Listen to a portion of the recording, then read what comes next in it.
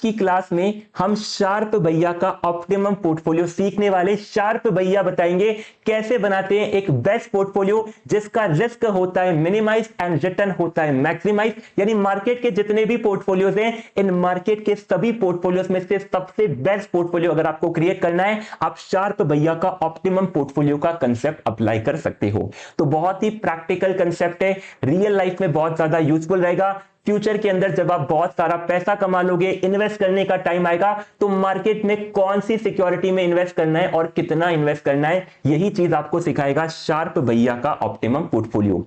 तो चलते हैं हमारी आज की स्टोरी पर, समझते हैं शार्प ऑप्टिमम पोर्टफोलियो के कंसेप्ट को एंड अप्लाई करते हैं हमारी प्रैक्टिकल लाइफ में। तो सर आज की स्टोरी में क्या होने वाला है, तो आज की स्टोरी बहुत ही पर्सनल स्टोरी है। आज की स्टोरी में हम आपको लेकर चले हैं आईआईटी बॉम्बे में, और हम यहां पर सीखने वाले हैं कि आईआईटी बॉम्बे के अंदर किस तरीके से इंजीनियरिंग के स्टूडेंट्स को एडमिशन मिलता है एंड इस एडमिशन का प्रोसेस क्या होता है। तो यहां पर आईआईटी बॉम्बे में जिस तरीके से स्टूडेंट्स को एडमिशन मिलता है, उसी तरीके से शार्प भैया के पोर्टफोलियो के अंदर सिक्योरिटीज को मिलने वाला है एडमिशन। तो दोनों ही कंसेप्ट आपके बहुत ज्यादा रिलेटेबल रहेंगे। पहले पर्सनल लाइफ की स्टोरी समझते हैं एंड देन इसी पर्सनल लाइफ की स्टोरी को प्रैक्टिकल लाइफ में अप्लाई करके शार्प भैया का ऑप्टिमम पोर्टफोलियो करेंगे क्रिएट। तो हम पहुंच चुके हैं आईआईटी बॉम्बे के अंदर। आईआईटी बॉम्बे में चल रहा है एडमिशन का सीजन और एडमिशन लेने के लिए बहुत सारे स्टूडेंट्स आ चुके हैं। तो हमारे साथ यहां पर कोटा के 6 स्टूडेंट्स जुड़ चुके हैं, और ये 6 स्टूडेंट जो कोटा से आए हैं, इन सभी को एडमिशन चाहिए आईआईटी बॉम्बे या फिर आईआईटी मुंबई के अंदर। तो आईआईटी बॉम्बे के अंदर 6 स्टूडेंट्स लेने आए हैं एडमिशन। अब यहां पर हमने आईआईटी बॉम्बे में चेक करा कि हमारे पास सीट कितनी अवेलेबल है, कितने स्टूडेंट को एडमिशन दे सकते हैं। तो आईआईटी बॉम्बे हमारे पूरे इंडिया का नंबर 1 इंजीनियरिंग कॉलेज है। अगर किसी भी स्टूडेंट्स को कंप्यूटर साइंस के अंदर इंजीनियरिंग करनी है, बैचलर डिग्री लेनी है, तो IIT Bombay one of the best college होता है एंड बहुत ही हाई पैकेज यहां पर ऑफर किए जाते हैं कंप्यूटर साइंस के स्टूडेंट्स को। तो यहां पर ये 6 स्टूडेंट्स आए हैं कोटा से, इन सभी को एडमिशन चाहिए आईआईटी बॉम्बे में कंप्यूटर साइंस में। लेकिन कंप्यूटर साइंस में अभी केवल 3 सीट्स अवेलेबल है, तो सभी स्टूडेंट्स को एडमिशन नहीं दे सकते। अब यहां पर ये जो 6 स्टूडेंट्स आए हैं, इन सभी को एडमिशन चाहिए, लेकिन सीट तो केवल 3 है, यानी कि इन 6 में से केवल 3 को ही एडमिशन मिलेगा। तो कैसे सिलेक्ट करें कि इन 6 स्टूडेंट्स में से किन किन स्टूडेंट्स को हमें एडमिशन देना है एंड किन स्टूडेंट्स को हमें करना है मना। तो यहां पर आईआईटी बॉम्बे क्या करता है, आईआईटी बॉम्बे देखता है कि इन स्टूडेंट्स में जो सबसे मेरिटोरियस स्टूडेंट्स होंगे, जो सबसे बढ़िया स्टूडेंट्स होंगे, उनको हम एडमिशन देना चाहते हैं। तो आईआईटी बॉम्बे कंडक्ट करता है जेईई का एग्जाम। तो आईआईटी बॉम्बे वैसे डायरेक्टली कंडक्ट नहीं करता है, ये दूसरी एनटीए एजेंसी के द्वारा कंडक्ट किया जाता है, लेकिन इस एग्जाम के बेसिस पर एडमिशन मिलता है। तो आईआईटी बॉम्बे जेईई का एग्जाम कंडक्ट करता है, जॉइंट एंट्रेंस एग्जाम, जहां पर ये सभी स्टूडेंट्स अपीयर करते हैं। कौन है सर ये स्टूडेंट्स, तो ये सभी स्टूडेंट्स कोटा से आए हैं। वैभव पांडे, बाल मुकुंद जी, उदय भैया, वर्तिका जी, शिवांगी जी एंड मीनल जी। तो ये 6 स्टूडेंट्स कोटा से आए हुए हैं, जेईई एडवांस के लिए अपीयर करते हैं एंड इनका रिजल्ट आ चुका है। तो क्विकली इन सभी का रिजल्ट चेक कर लेते हैं। तो यहां पर सभी स्टूडेंट्स का जेईई एडवांस का रिजल्ट हमारे सामने आ चुका है। तो यहां पर वैभव जी ने स्कोर करे हैं 90%, बाल मुकुंद जी ने 80%, उदय भैया के 70, वर्तिका जी के 95, शिवांगी जी के 85 एंड मीनल जी के 75%। तो ये सभी स्टूडेंट्स का स्कोर रहा है। अब आईआईटी बॉम्बे ने एग्जाम तो कंडक्ट करवा लिया, अब एग्जाम के बेसिस पर एडमिशन देना है। तो एडमिशन का प्रोसेस क्या रहेगा, इसको हम लोग डिस्कस करने वाले हैं। तो अब यहां से हमारी स्टोरी स्टार्ट होती है। एग्जाम कंडक्ट हो चुका है, सभी स्टूडेंट्स का रिजल्ट आ चुका है। अब आईआईटी बॉम्बे सबसे पहली बात बोलता है सभी स्टूडेंट्स को, ऐसा करते हैं, इन सभी स्टूडेंट्स को एक लाइन में खड़ा कर देते हैं। तो आईआईटी बॉम्बे सभी स्टूडेंट्स से रिक्वेस्ट करता है कि आप सभी एक लाइन में खड़े हो जाओ। जिस स्टूडेंट के सबसे हाईएस्ट मार्क्स है वो लाइन में आगे लग जाना, देन उनसे जिनके कम है वो सेकंड नंबर पर, देन उसके जिससे कम है वो थर्ड पर। ऐसे करते करते जो लास्ट में लगेगा उसके सबसे लोवेस्ट मार्क्स होने चाहिए। यानी हाईएस्ट टू लोवेस्ट मार्क्स की केस के अंदर यहां पर स्टूडेंट्स को रैंक किया जाता है, अरेंज किया जाता है। जो सबसे आगे खड़ा है इसको रैंक 1 देंगे, जो सब सेकंड नंबर पर वो रैंक 2, थर्ड नंबर पर rank 3, then rank 4, rank 5 and rank 6। तो यहां पर मार्क्स के बेसिस पर करी जाती है रैंकिंग। तो आप यहां पर ये बताओ कि सबसे हाईएस्ट रैंक, सबसे पहला रैंक किसका आएगा? तो रैंक नंबर 1 कौन होगा इन जेई एडवांस के मार्क्स के बेसिस पर? जिसके सबसे ज्यादा मार्क्स है वही रैंक नंबर 1 पर आएगा। तो यहां पर सबसे हाईएस्ट मार्क्स दिख रहे हैं वर्तिका जी के, तो रैंक नंबर 1 पर हमने खड़ा कर दिया है वर्तिका जी को 95% मार्क्स के साथ। अब रैंक 2 पर कौन आएगा जिसके सेकंड हाईएस्ट मार्क्स होंगे? तो रैंक 2 पर सेकंड हाईएस्ट मार्क्स दिख रहे हैं वैभव जी के, तो वैभव पांडे को हमने सेकंड रैंक पर खड़ा किया है। थर्ड रैंक पर आएगा जिनके इनसे थर्ड हाईएस्ट मार्क्स हैं, थर्ड हाईएस्ट मार्क्स हमें दिख रहे हैं शिवांगी जी के, तो शिवांगी जी आते हैं थर्ड रैंक पर। सिमिलरली फोर्थ, फिफ्थ और सिक्स्थ रैंक पर हमें प्लॉट करना है, तो यहां पर नेक्स्ट आएंगे 80% पर बाल मुकुंद मीणा जी फोर्थ रैंक के ऊपर, देन 75% पर मीनल जी है फिफ्थ रैंक पर, और लास्ट रैंक सबसे लोवेस्ट मार्क्स है उदय भैया के, इनको हमने लास्ट में अरेंज करा है। तो सबसे पहला ऑर्डर जो आईआईटी बॉम्बे ने दिया है, आईआईटी बॉम्बे ने बोला है कि सभी स्टूडेंट एक लाइन के अंदर अरेंज हो जाइए हाईएस्ट टू लोवेस्ट मार्क्स के केस में। सबसे हाईएस्ट मार्क्स वाला रैंक 1, देन उससे कम रैंक 2 एंड सबसे लोवेस्ट बनेगा रैंक नंबर 6। तो ये हमारा स्टेप नंबर 1 था। स्टूडेंट्स को हमने एक लाइन में खड़ा कर दिया है हाईएस्ट टू लोवेस्ट रैंक के अंदर। अब यहां पर आईआईटी बॉम्बे क्या करेगा? आईआईटी बॉम्बे एक कट ऑफ रिलीज करेगा। सर ये कट ऑफ क्या होता है? कट ऑफ हमारे एक मार्क्स होते हैं, जिन भी स्टूडेंट्स के मार्क्स इस कट ऑफ से ज्यादा होंगे इनको कर लिया जाएगा एडमिट, इनको कर लिया जाएगा आईआईटी बॉम्बे में एडमिशन, एंड जिन भी स्टूडेंट्स के मार्क्स कट ऑफ से कम होंगे उनको एडमिशन नहीं मिलेगा। इनसे हम रिक्वेस्ट करेंगे कि आप नेक्स्ट ईयर वापस से अप्लाई कर सकते हैं, लेकिन इस बार आपको एडमिशन नहीं मिल सकता है। तो आईआईटी बॉम्बे ने सभी स्टूडेंट्स को इनके मार्क्स के अकॉर्डिंग रैंक अलॉट करी है। अब इस रैंक के बेसिस पर इशू होने वाला है कट ऑफ। तो यहां पर सभी स्टूडेंट्स को रैंक मिल चुकी है, अब आईआईटी बॉम्बे को कट ऑफ रिलीज करना है। तो कट ऑफ रिलीज करने के लिए आईआईटी बॉम्बे देखता है कि 3 ही सीट अवेलेबल है, तो यहां पर जो टॉप 3 रैंकर्स है, इसमें जो लास्ट रैंकर है इसके मार्क्स कितने? तो टॉप 3 के अंदर लास्ट रैंकर शिवांगी जी है, शिवांगी जी के मार्क्स 85% है। तो आईआईटी बॉम्बे यहां पर कट ऑफ रिलीज करता है कि जिन भी स्टूडेंट्स के मार्क्स 85% से ज्यादा है इनको मिलेगा आईआईटी बॉम्बे में एडमिशन, एंड जिन भी स्टूडेंट्स के मार्क्स 85% से कम है उनको इस बार एडमिशन नहीं मिल पाएगा। तो सेकंड स्टेप के अंदर IIT Bombay cut off announce करता है 85% एंड अबव की। तो यहां पर कट ऑफ हमने सीखा है कि कट ऑफ क्या होता है? कट ऑफ का मतलब होता है वो पॉइंट जिससे ज्यादा अगर आपके मार्क्स है तो आपको एडमिशन मिलता है, एंड इससे कम अगर आपके मार्क्स है तो आपको एडमिशन नहीं मिलेगा। तो यहां पर 85% एंड अबव के अंदर वर्तिका जी, वैभव जी और शिवांगी जी आ जाते हैं, इन तीनों को मिलता है एडमिशन। 85% से बिलो है बाल मुकुंद जी, मीनल जी एंड उदय भैया, इनको नहीं मिल पाता है पूरा एडमिशन। तो ये आईआईटी बॉम्बे का एडमिशन प्रोसेस होता है कंप्लीट, एंड यही कंसेप्ट अगर आप प्रैक्टिकल लाइफ में अप्लाई करते हो, आप सीख चुके हो शार्प भैया के ऑप्टिमम पोर्टफोलियो को। तो जैसे यहां पर हमने सबसे पहले जितने भी स्टूडेंट्स से इनका एग्जाम कंडक्ट करवाया और इनके एग्जाम के बेसिस पर रैंक अलॉट करे, वैसे ही हम लोग मार्केट में जाएंगे। मार्केट में जो सिक्योरिटीज है, इन सिक्योरिटीज का एग्जाम कंडक्ट करेंगे, एग्जाम कंडक्ट करके इनको करेंगे रैंक।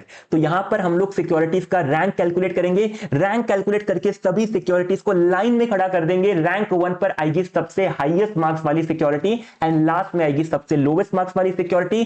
सभी सिक्योरिटी को लाइन में अरेंज करने के बाद हम डिक्लेयर करेंगे cut off point. Cut off से ज्यादा जिसके रैंक होंगे, कट ऑफ से ज्यादा जिसके मार्क्स होंगे, उनको कर लेंगे सिलेक्ट। तो जैसे यहां पर 3 स्टूडेंट्स को सिलेक्शन मिला है, वैसे ही हम लोग प्रैक्टिकल लाइफ में जिन सिक्योरिटीज कट ऑफ को क्लियर कर जाएगी उनको पोर्टफोलियो में एडमिशन मिलेगा। जो सिक्योरिटीज कट ऑफ क्लियर नहीं कर पाएगी उनको एडमिशन नहीं मिलेगा, उनको टाटा बाय बाय कर देंगे। इनको बोलेंगे आप नेक्स्ट टाइम वापस से अप्लाई कर सकते हो, वापस से रैंक कैलकुलेट करेंगे, और अगर आप नेक्स्ट टाइम एलिजिबल हो गए तो आपको मिलेगा एडमिशन।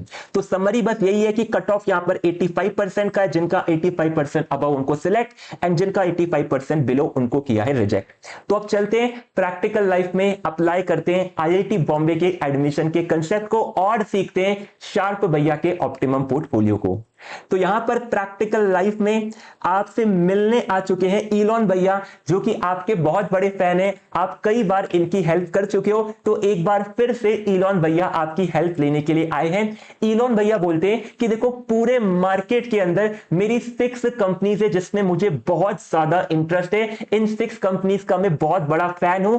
आप मुझे ये बताओ कि इन 6 कंपनीज में से किन किन कंपनीज में इन्वेस्टमेंट करना है और कितना कितना इन्वेस्टमेंट करना करना है। तो इलॉन भैया हमारे पास आए हैं, रिक्वेस्ट लेकर आए हैं कि हमारे पास 6 कंपनीज है, इन 6 कंपनीज में से कौन कौन सी कंपनीज में इन्वेस्टमेंट करे और कितना कितना इन्वेस्टमेंट करे। तो दो ही रिक्वायरमेंट है, कौन सी कंपनीज और कितना इन्वेस्टमेंट, ये हमें बताना है इलॉन भैया को। तो अब इलॉन भैया आपके पास आ चुके हैं। इलॉन भैया से आप पूछते हो सर कौन कौन सी कंपनीज है, तो इलॉन भैया बताते हैं सबसे पहली कंपनी स्पेसएक्स। स्पेसएक्स हमारी स्पेस एक्सप्लोरेशन कंपनी है, रिसेंटली इसका आईपीओ लेकर आए हैं, इसके अंदर बहुत ज्यादा इंटरेस्ट है। तो इलॉन भैया की पहली कंपनी का नाम आता है स्पेसएक्स। देन आप दूसरी कंपनी पूछते हो, दूसरी कंपनी बताते हैं इलॉन भैया टेस्ला नाम से, कि टेस्ला हमारी एक ईवी कार मैन्युफैक्चरिंग कंपनी है, सस्टेनेबल एनवायरमेंट के ऊपर फोकस करती है एंड ईवी का बहुत बड़ा बूम चल रहा है, तो हमें टेस्ला के अंदर भी इन्वेस्टमेंट करने का मन है। तीसरी कंपनी बताते हैं इलॉन भैया XAI। इलॉन भैया बताते हैं कि मैंने कुछ साल पहले एक ट्विटर नाम से सोशल मीडिया प्लेटफॉर्म को परचेज किया था और इसको कन्वर्ट कर दिया एक social media and AI company के अंदर, तो कंपनी का नाम है यहां पर XAI। देन थर्ड कंपनी के बाद फोर्थ कंपनी का नंबर आता है, तो इलॉन भैया बोलते द बोरिंग कंपनी के अंदर भी मुझे इन्वेस्ट करने में इंटरेस्ट है। बोरिंग कंपनी क्या करती है सर, बोरिंग कंपनी एक इंफ्रास्ट्रक्चर कंपनी है, इंफ्रास्ट्रक्चर कंपनी टनल क्रिएट करती है और इन्होंने रिसेंटली अनाउंस भी किया था कि हम एक हाइपर लूप टनल क्रिएट कर रहे हैं जहां पर टेस्ला की कार चलेगी 1000 किलोमीटर पर आवर पर। लेकिन अभी तक प्रोजेक्ट सक्सेसफुल नहीं हुआ है, लेकिन इनकी कंपनी इंफ्रास्ट्रक्चर का काम करती है। फिफ्थ नंबर पर इन्होंने बताया कि एक न्यूरालिंक नाम से कंपनी है जिसके अंदर इन्हें इंटरेस्ट है। न्यूरालिंक यहां पर चिप्स बनाती है जो कि ह्यूमन के ब्रेन में एंटर करी जाती है, जिससे ह्यूमन भी एक सुपर ह्यूमन में कन्वर्ट हो सकते हैं। एंड फाइनली इनकी सबसे पुरानी कंपनी है पेपैल, जो कि एक फिनटेक कंपनी है, पेमेंट गेटवे की सर्विस करती है प्रोवाइड। तो ये सभी कंपनी यहां पर इलॉन भैया ने आपको इंट्रोड्यूस करवा दी। सभी कंपनी डिफरेंट डिफरेंट इंडस्ट्री में ऑपरेट करती है। इसका मतलब इलॉन भैया चाहते हैं कि एक डाइवर्सिफाइड पोर्टफोलियो क्रिएट हो सके। तो आप यहां पर इलॉन भैया की बात समझ जाते हो कि इलॉन भैया ठीक है, आपके लिए हम पोर्टफोलियो क्रिएट कर देंगे, लेकिन आप मुझे यह बताओ कि पोर्टफोलियो आपको कैसा चाहिए। इलॉन भैया सिंपल सी बात बोलते हैं, हमें पोर्टफोलियो चाहिए ऑप्टिमम, यानी एकदम बेस्ट पोर्टफोलियो चाहिए जिसमें रिस्क हो जाए मिनिमाइज एंड रिटर्न हो जाए मैक्सिमाइज। आप बोलते हो इलॉन भैया को आपको ऑप्टिमम पोर्टफोलियो चाहिए, ऑप्टिमम पोर्टफोलियो आपको मिलेगा। रिस्क आपको मिनिमाइज करना है तो आपको रिस्क का डेटा देना पड़ेगा, रिटर्न आपको मैक्सिमाइज करना है तो रिटर्न का डेटा भी देना पड़ेगा। तो आपने इलॉन भैया से बोला है कि रिटर्न और रिस्क दोनों का डेटा लेकर आओ। इलॉन भैया बोलते हैं मुझे पता था कि तुम ये डेटा मांगोगे, तो तुम्हारे लिए डेटा हम लोग पहले से लेकर आए हैं। तो एक्सपेक्टेड रिटर्न यहां पर लेकर आए हैं इलॉन भैया सभी सिक्योरिटी का। एंड इलॉन भैया बोलते हैं कि रिस्क के तो दो पार्ट होते हैं, सिस्टमैटिक और अनसिस्टमैटिक। तो मैं सिस्टमैटिक रिस्क के लिए सभी सिक्योरिटी का बीटा लेकर आया हूं और अनसिस्टमैटिक रिस्क के लिए इनका अनसिस्टमैटिक रिस्क कैलकुलेट करके लाया हूं। तो यहां पर इलॉन भैया सभी सिक्योरिटी का डेटा आपके सामने रख देते हैं एंड ये डेटा हमें यूज करके क्रिएट करना है इलॉन भैया के लिए एक ऑप्टिमम पोर्टफोलियो। आप यहां पर बोलते हो इलॉन भैया को कि बहुत बढ़िया, आप सारा डेटा लेकर आ गए, अब एक डेटा और बता दो कि आप कौन से मार्केट में इन्वेस्ट करते हो। इलॉन भैया बोलते कि मैं तो यूएस का सिटीजन हूं, तो मैं यूएस के मार्केट में इन्वेस्ट करता हूं। तो हमने बोला कि यूएस के मार्केट की डिटेल लेकर आओ कि यूएस के मार्केट में कितना रिस्क है, यानी यूएस के मार्केट का वेरिएंस कितना है और यूएस के मार्केट में रिस्क फ्री रेट कितना चल रहा है। तो इलॉन भैया बताते हैं यूएस के मार्केट का वेरिएंस चल रहा है 10% और रिस्क फ्री रेट है 7% का। सर रिस्क फ्री रेट क्या होता है? रिस्क फ्री रेट हमारा वो रेट ऑफ रिटर्न है जो ऐसे इन्वेस्टमेंट से मिलता है जिसमें कोई भी रिस्क ना हो, यानी बिना रिस्क लिए अगर हम कोई रिटर्न अर्न कर सकते हैं, इसी को बोला जाता है risk free rate of return. तो ये सारा डेटा इलॉन भैया हमारे पास लेकर आ चुके हैं। एक बार डेटा को समझने की कोशिश करते हैं। पहला डेटा यहां पर एक्सपेक्टेड रिटर्न। एक्सपेक्टेड रिटर्न बताता है कि नेक्स्ट ईयर कितना रिटर्न एक्सपेक्टेड है हमें हर कंपनी से। देन हमारा बीटा है। बीटा क्या होता है? ये सिस्टमैटिक रिस्क का इंडिकेटर है, ये मार्केट और सिक्योरिटी के बीच का रिलेशनशिप है। बीटा बताता है कि मार्केट में अगर 1% का चेंज आएगा तो सिक्योरिटी के अंदर कितना परसेंट का चेंज आएगा। फॉर एग्जांपल अगर स्पेसएक्स का बीटा 1.5 का है, इसका मतलब मार्केट अगर 1% बढ़ेगा तो स्पेसएक्स 1.5% बढ़ेगा, मार्केट 1% गिरेगा तो स्पेसएक्स 1.5% गिरेगा।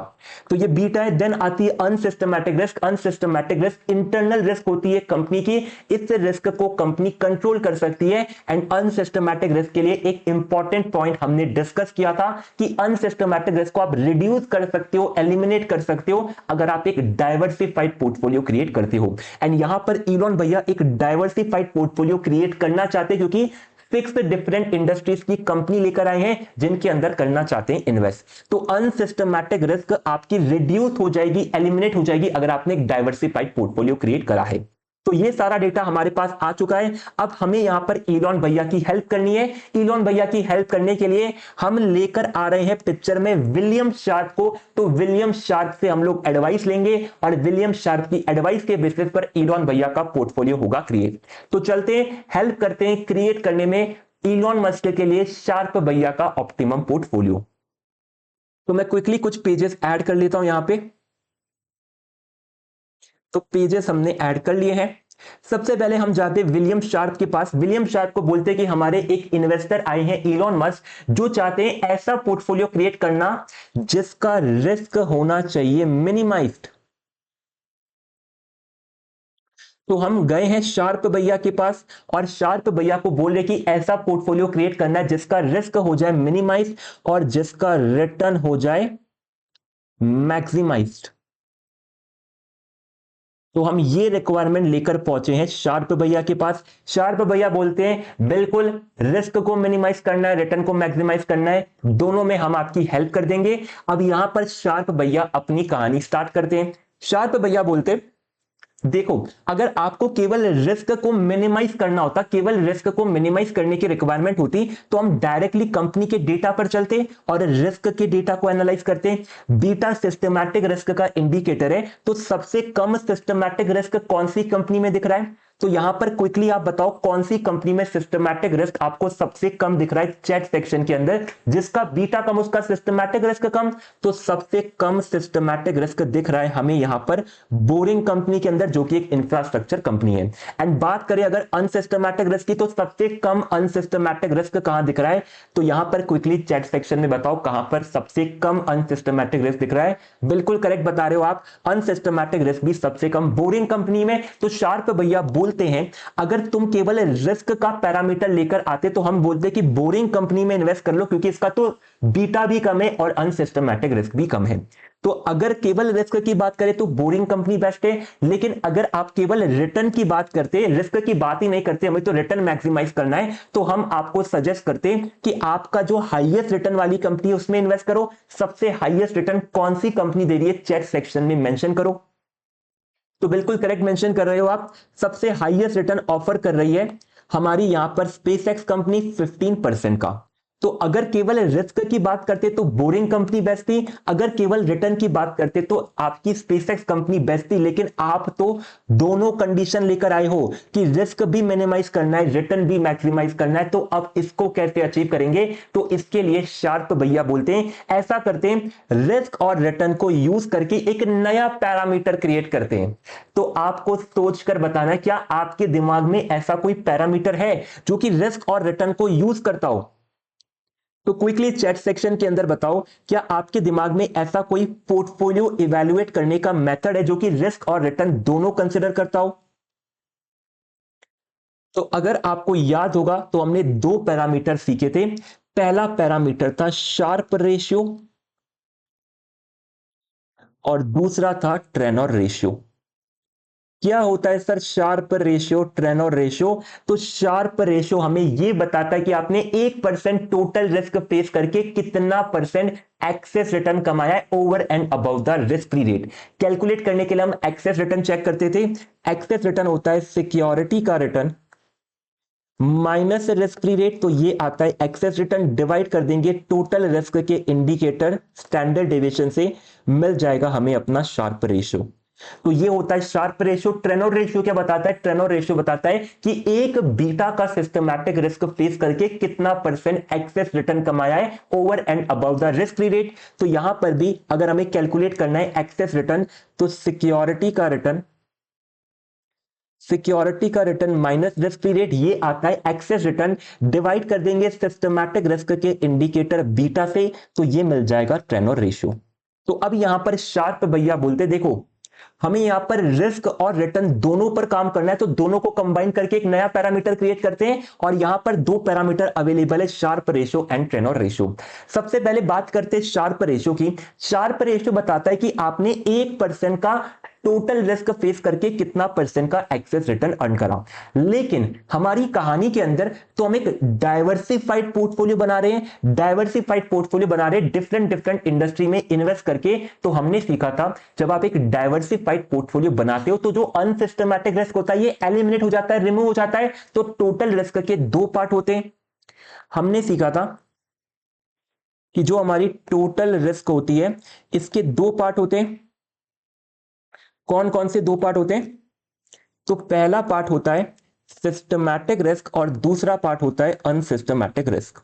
हमने बोला था कि अगर आपने एक डाइवर्सिफाइड पोर्टफोलियो बनाया तो टोटल रिस्क के अंदर जो अनसिस्टमैटिक रिस्क वाला पार्ट है ये तो पूरा एलिमिनेट हो जाएगा। अगर टोटल रिस्क में से अनसिस्टमैटिक रिस्क एलिमिनेट हो चुका है, काम का नहीं बचा है, तो काम का क्या बचा है? काम का केवल सिस्टमैटिक रिस्क बचा है। और इलॉन भैया के लिए यहां पर हम ऐसा पोर्टफोलियो क्रिएट कर रहे हैं जहां पर हमने एक डाइवर्सिफाइड पोर्टफोलियो क्रिएट करा है। तो इलॉन भैया के लिए यहां पर हम एक डाइवर्सिफाइड पोर्टफोलियो क्रिएट कर रहे हैं। तो डाइवर्सिफाइड पोर्टफोलियो के केस के अंदर हमारा अनसिस्टमैटिक रिस्क तो खत्म हो जाएगा, तो हमारे लिए केवल सिस्टमैटिक रिस्क काम का है। तो ये जो टोटल रिस्क लिया है, टोटल रिस्क लेने की नीड नहीं है, केवल सिस्टमैटिक रिस्क पे काम हो जाएगा। और सिस्टमैटिक रिस्क का इंडिकेटर होता है beta.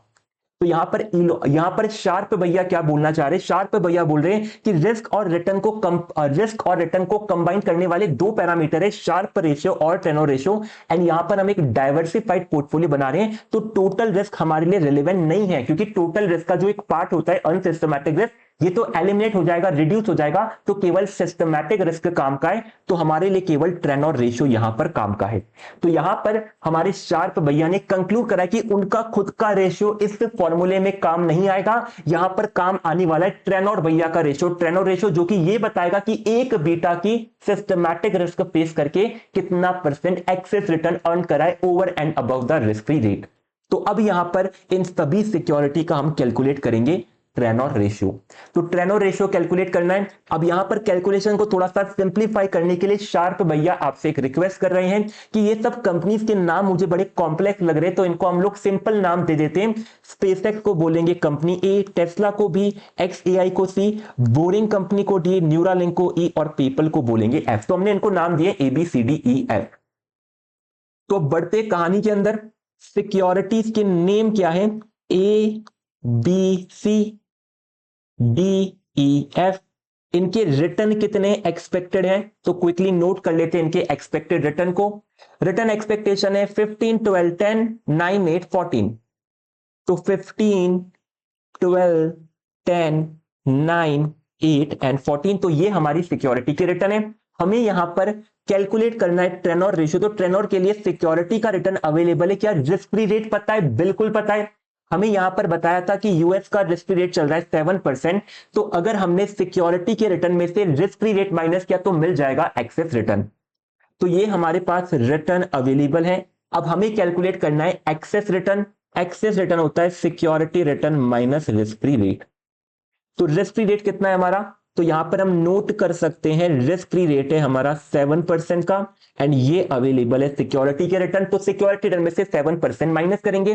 15 minus 7 8, 12 minus 7 5, 10 minus 7 3, 9 minus 7 2, 8 minus 7 1, 14 minus 7 7। तो यहां पर एक्सेस रिटर्न कैलकुलेट कर लिया है। तो ट्रेनोर भैया के लिए हमने एक्सेस रिटर्न कैलकुलेट कर लिया। अब हमें बीटा चाहिए। बीटा का डेटा भी हमें यहां पर इलॉन भैया ने ऑफर करा है। तो बीटा कितना कितना है? 1.5 टू 2.5 एंड 1 1.2 एंड 1.5।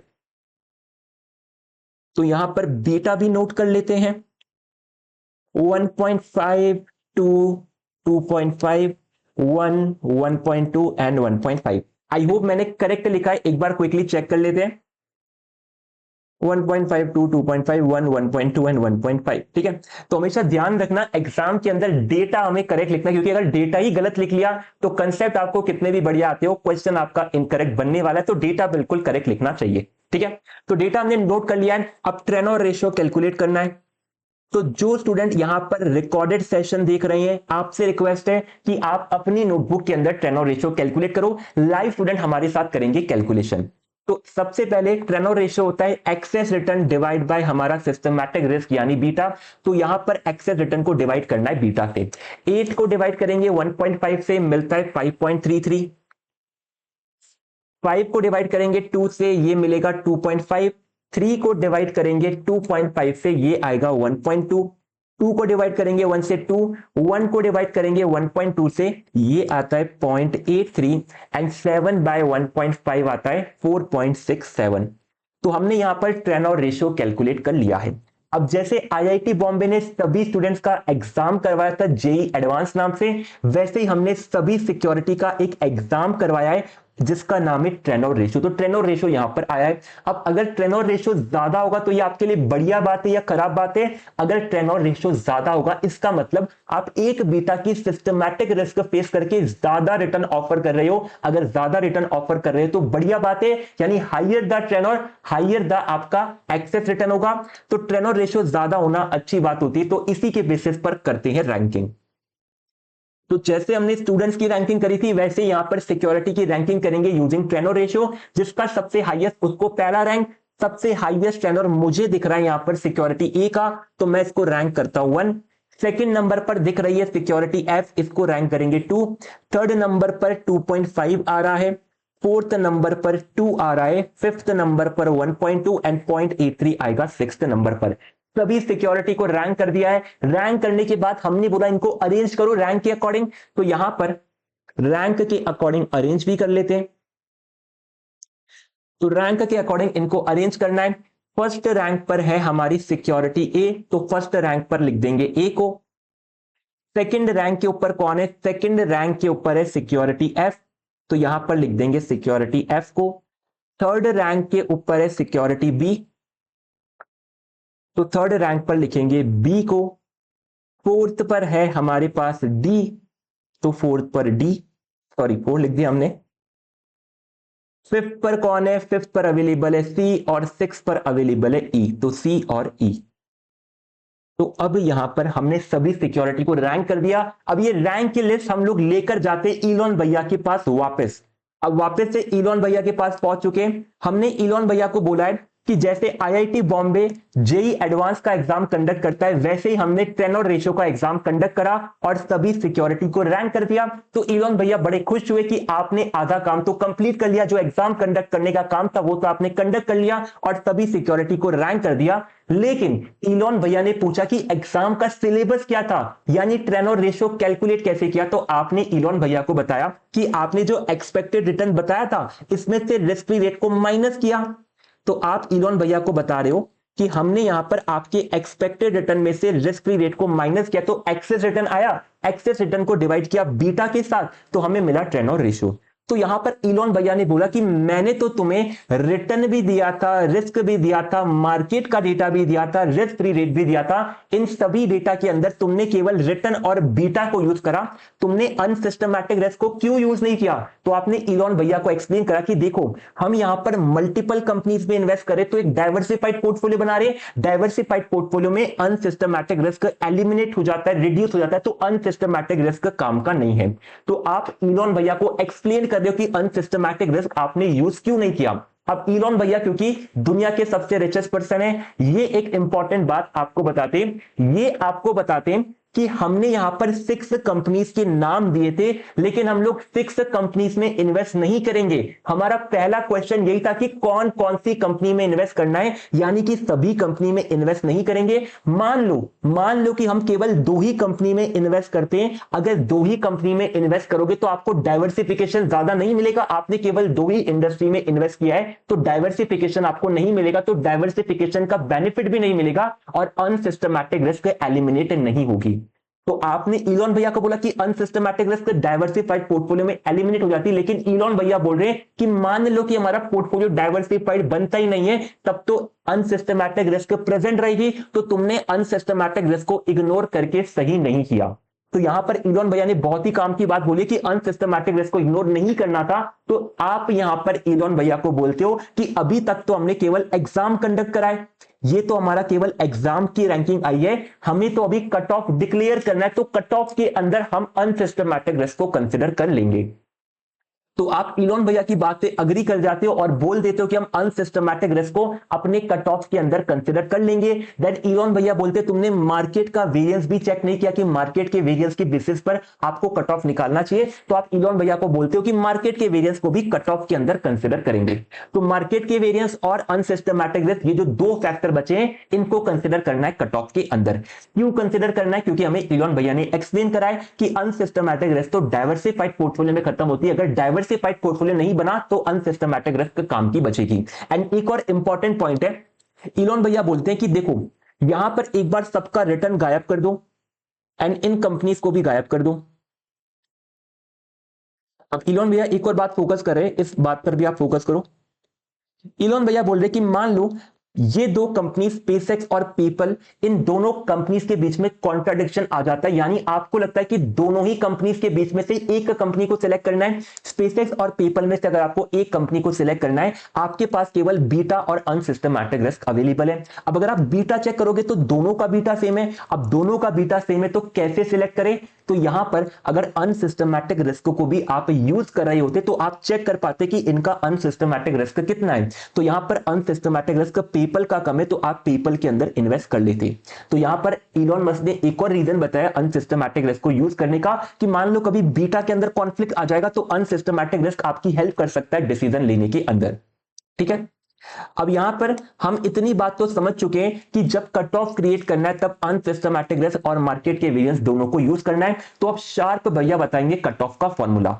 तो अब हम बात करने वाले हैं कट ऑफ की। अब ये जो कट ऑफ का फॉर्मूला है ये कैलकुलेट किया जाता है एडवांस लेवल स्टैटिस्टिक्स को यूज करके। तो स्टैटिस्टिक्स के कंसेप्ट के बेसिस पर हम कट ऑफ क्रिएट करेंगे एंड ये जो कट ऑफ आएगा यहां पर बहुत सारा मैथमेटिक्स इन्वॉल्व होता है। तो कट ऑफ के फॉर्मूले का डेरिवेशन हम डिस्कस नहीं कर रहे, क्योंकि डेरिवेशन डिस्कस करने जाएंगे तो डेरिवेशन पर पूरा एक लेक्चर लगेगा एंड जो भी बातें करेंगे बिल्कुल काम में नहीं आएगी। तो कट ऑफ का हम यहां पर फॉर्मूला सीखेंगे और समझेंगे, लेकिन डेरिवेशन डिस्कस नहीं करेंगे। तो अब यहां पर हमें शार्प भैया ने कट ऑफ का फॉर्मूला बताया स्टैटिस्टिक्स को अप्लाई करके। इन्होंने बोला कट ऑफ कैलकुलेट करना है मार्केट के वेरिएंस को ध्यान में रखते हुए। तो यहां पर क्विकली मार्केट का वेरिएंस ले लो। तो यहां पर मार्केट का वेरिएंस हमने ले लिया। अब मार्केट के वेरिएंस के साथ हमें कंसीडर करना है आपका ट्रेनोर रेशियो एंड आपका अनसिस्टमैटिक रिस्क भी, क्योंकि हम यहां पर जब यहां पर रैंकिंग ही ट्रेनोर रेशियो के बेसिस पर करिए तो ट्रेनोर रेशियो हमें यहां पर कंसीडर करना है। तो यहां पर शार्प भैया बोल रहे कि ट्रेनोर रेशियो में कंसीडर करना है। ट्रेनोर रेशियो तो केवल सिस्टमैटिक रिस्क को कंसीडर करता है। इलोन भैया ने बोला कि अनसिस्टमैटिक रिस्क को भी कंसीडर करना है। तो अनसिस्टमैटिक रिस्क को कंसीडर करने के लिए ट्रेनोर रेशियो को मल्टीप्लाई करते रिस्क रेशियो के साथ। अब ये रिस्क रेशियो क्या नई चीज आ गई सर? तो आरआर मतलब रिस्क रेशियो। अब ये रिस्क रेशियो क्या है? तो रिस्क रेशियो के अंदर हम सिस्टमैटिक और अनसिस्टमैटिक रिस्क को कंबाइन करके एक नया फैक्टर क्रिएट करते हैं। जैसे इलोन भैया ने बोला था कि मान लो कभी आपके बीटा में कॉन्फ्लिक्ट आ गया कि दो सिक्योरिटी का बीटा सेम है तो अनसिस्टमैटिक रिस्क आपकी हेल्प करेगा। तो हमने यहां पर बीटा और अनसिस्टमैटिक रिस्क को यूज करके एक नया पैरामीटर क्रिएट किया। इस नए पैरामीटर का नाम है रिस्क रेशियो। अब ये रिस्क रेशियो क्या है? रिस्क रेशियो है systematic risk divide by unsystematic risk. अब सिस्टमैटिक रिस्क हमने पूरा नहीं लिया, हमने सिस्टमैटिक रिस्क का इंडिकेटर लिया है। सिस्टमैटिक रिस्क का इंडिकेटर होता है बीटा और अनसिस्टमैटिक रिस्क होता है रैंडम एरर का वेरिएंस। तो ये होता है हमारा रिस्क रेशियो का वैल्यू। अब यहां पर एक छोटी सी प्रॉब्लम आती है। प्रॉब्लम ये आती है कि ये जो आपने अनसिस्टमैटिक रिस्क लिया ये तो स्क्वायर के अंदर है और बीटा स्क्वायर के अंदर नहीं है, तो बीटा का भी कर दो स्क्वायर। तो ये बनता है हमारा रिस्क रेशियो का फॉर्मूला। अब ये रिस्क रेशियो क्या बता रहा है? रिस्क रेशियो बता रहा है systematic risk by unsystematic risk, यानी रिस्क रेशियो ने आपकी अनसिस्टमैटिक रिस्क को कंसीडर कर लिया है। तो बीटा का square divide by unsystematic risk करने से हमें मिलता है अपना रिस्क रेशियो। तो यहां पर ट्रेनोर रेशियो और रिस्क रेशियो को मल्टीप्लाई करो, इनका कर दो सम, मल्टीप्लाई करो मार्केट वेरिएंस से और इस पूरी वैल्यू को डिवाइड कर दोगे again market variance multiply by sum of Treynor ratio into risk ratio. अब सर अगर आप सेम ही वैल्यू से डिवाइड करोगे तो आपको वन ही आंसर मिलने वाला है। अगर हम इस तरह का फॉर्मूला क्रिएट करेंगे तो हमें आंसर क्या मिलेगा? आंसर वन आएगा, क्योंकि ऊपर और नीचे दोनों जगह वैल्यू सेम है। तो यहां पर हम क्या करते हैं? यहां पर हम ट्रेनोर रेशियो को रिमूव कर देते हैं। तो यहां पर क्या बचता है? यहां पर बचता है हमारा रिस्क रेशियो। अब ये मार्केट का वेरिएंस है, ऊपर भी मार्केट का वेरिएंस है। अब ये जो हमारा नीचे वाला बेस है जिसको हम डेनोमिनेटर बोलते हैं, अब इस डेनोमिनेटर को अगर एक बेस में कन्वर्ट करना है तो बेस में कन्वर्ट करने के लिए हमें 1 चाहिए होता है, क्योंकि मार्केट का वेरिएंस तो परसेंटेज के अंदर होता है। अब परसेंटेज को अगर फैक्टर में कन्वर्ट करना है, बेस में कन्वर्ट करना है, तो हम 1 से करते हैं इसमें एडिशन, तो +1 करने से ये बनता है बेस। तो ये हमारा कट ऑफ का फॉर्मूला बनता है।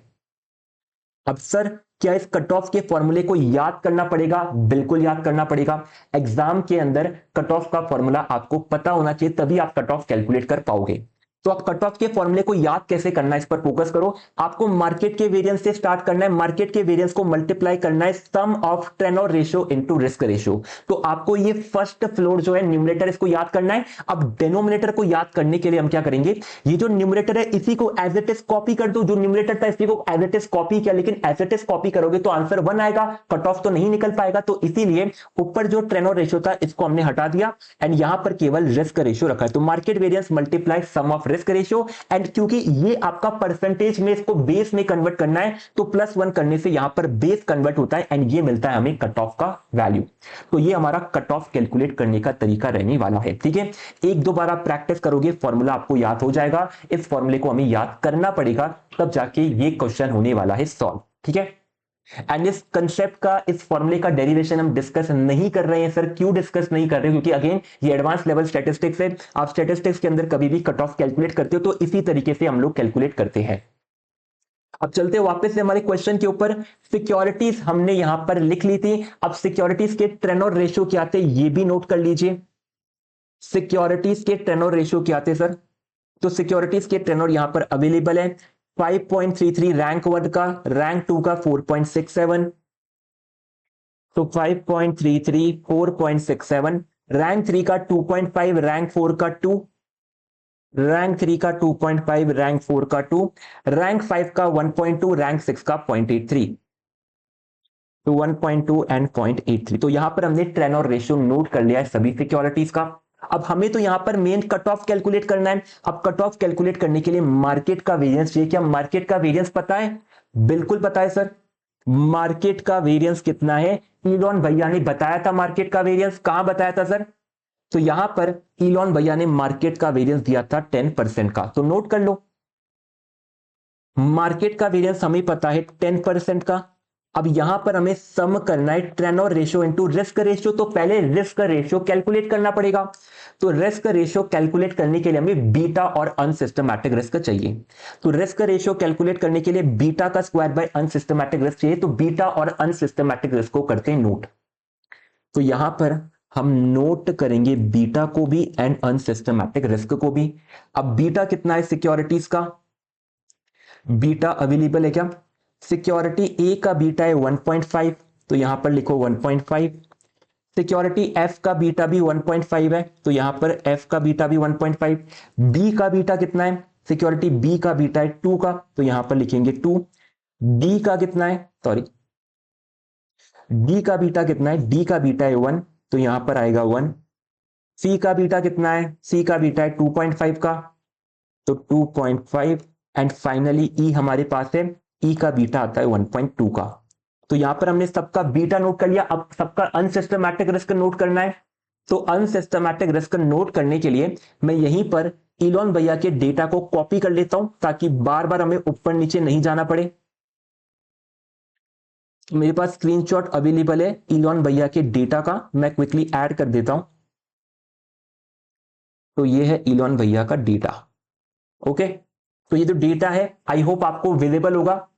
तो इसी डेटा में से हम अनसिस्टमैटिक रिस्क को करने वाले हैं कॉपी। थोड़ा सा मैं जूम कर देता हूं ताकि आपको भी विजिबल हो जाए, या फिर हम इसको थोड़ा सा क्रॉप कर लेते हैं, बट क्रॉप करेंगे तो प्रॉब्लम हो जाएगा, क्रॉप तो नहीं कर सकते। ठीक है, तो मैं यहां पर देखकर लिख रहा हूं, आप अपने नोटबुक में ऊपर जाकर चेक करके लिख सकते हो। तो यहां पर अनसिस्टमैटिक रिस्क है, सिक्योरिटी ए का है 40 का, सिक्योरिटी ए का है 40, सिक्योरिटी एफ, एफ कौन सी हो गई? A B C D E F, F है हमारी पीपल, पीपल का है 30 का, सिक्योरिटी बी का है 20 का, डी का है 10 का, सी का है 30 का, और न्यूरालिंक का यानी ई का है 20 का। ठीक है, तो मैं इसको डिलीट कर देता हूं। तो यहां पर हमने सिक्योरिटी का tenure ratio, beta and unsystematic risk note करा है। रिस्क रेशियो हमें कैलकुलेट करना है। रिस्क रेशियो क्या होता है सर? रिस्क रेशियो होता है बीटा का square divide by unsystematic risk. तो रिस्क रेशियो कैलकुलेट करते बीटा का स्क्वायर बाय अनसिस्टमैटिक रिस्क करना है। बीटा है 1.5, अनसिस्टमैटिक रिस्क है 40 का, तो 1.5 का स्क्वायर डिवाइड बाय 40 ये आता है 0.056। तो 3 डेसिमल तक हम लोग कैलकुलेशन कर रहे हैं। आप भी क्विकली अपने नोटबुक में सभी का रिस्क रेशियो कैलकुलेट करोगे। मैं भी क्विकली कैलकुलेशन स्टार्ट करता हूं। 1.5 का स्क्वायर डिवाइड बाय 30 ये होता है 0.075। देन 2 का स्क्वायर डिवाइड बाय 20 ये होता है 0.200। यहां पर 1 का स्क्वायर डिवाइड बाय 10 ये हो जाएगा 0.100। 2.5 का स्क्वायर डिवाइड बाय 30 ये होता है 0.208। एंड फाइनली 1.2 का स्क्वायर डिवाइड बाय 20 ये होता है 0.072। तो हमने यहां पर सभी का रिस्क रेशियो कैलकुलेट किया है। अब इस फॉर्मूले के अंदर आप फोकस करोगे तो मार्केट का वेरिएंस हमारे पास अवेलेबल है। सेकंड वैल्यू हमें चाहिए यहां पर सम ऑफ रिस्क रेशियो। तो सम ऑफ रिस्क रेशियो यहां पर होता है रनिंग टोटल। अब यहां पर ये जो सम ऑफ रिस्क रेशियो ये कैसे कैलकुलेट करेंगे, इस पर करो focus. Sum of risk ratio यहां पर रनिंग टोटल की फॉर्म में कैलकुलेट करना होता है। सर रनिंग टोटल क्या है? रनिंग टोटल होता है क्यूमुलेटिव सम। क्यूमुलेटिव सम क्या होता है? जैसे यहां पर जो फर्स्ट रो है, फर्स्ट रो में 0.056 आ रहा है, तो इसका रनिंग टोटल भी होगा 0.056 का। सेकंड रो कौन सी है? सेकंड रो यहां पर सिक्योरिटी एफ है, तो सेकंड रो का रनिंग टोटल होगा आपका इससे ऊपर वाली रो का टोटल। तो यहां पर हम लोग रो 1 और रो 2 दोनों का टोटल करेंगे। इन दोनों का टोटल करके यहां पर नोट करना पड़ेगा। कितना आता है ये? 0.056 प्लस 0.075, 0.131। अब चलेंगे रो नंबर 3 पर। रो नंबर 3 पर अगर रनिंग टोटल करना है तो रो नंबर 3 से पहले वाली रोज का सभी का करना पड़ेगा सम। तो इन तीनों का सम करो। अब इन तीनों का सम करने का एक शॉर्टकट तरीका है कि यहां पर ये जो आपको पहले वाला रनिंग टोटल दिख रहा है, इस रनिंग टोटल के अंदर इन ये दोनों पहले से एडेड है, तो इस रनिंग टोटल के अंदर इसको और ऐड कर दो तो आपको मिल जाएगा ऊपर के तीनों का सम। तो 0.131 प्लस 0.2 ये होता है 0.331।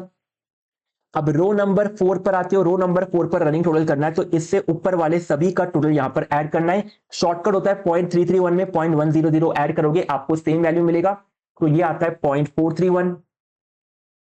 नेक्स्ट है 0.208, तो 0.208 को ऐड कर दो 0.639। एंड फाइनली है 0.072, ये होता है 0.711।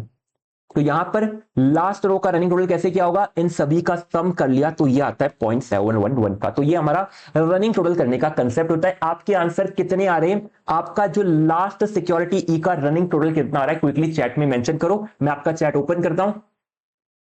तो आपका रनिंग टोटल कितना बन रहा है? आपका रनिंग टोटल भी 0.711 की जगह आपने आई थिंक 0.72 लिखा है।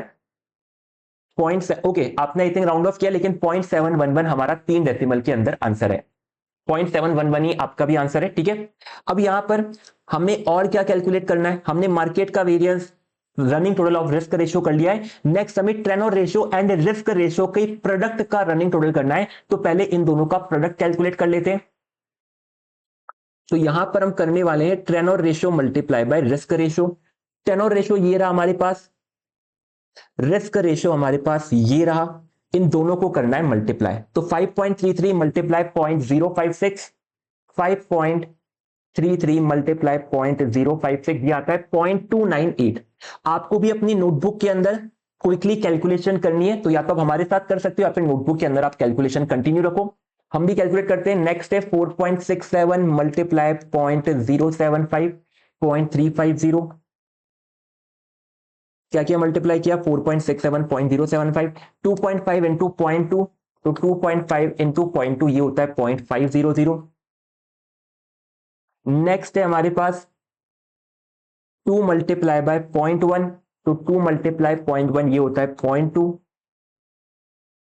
नेक्स्ट है हमारे पास 1.2 मल्टीप्लाई 0.208, तो 1.2 मल्टीप्लाई 0.208 ये होता है 0.2496। तो मैं इसको 0.250 लिख लेता हूं।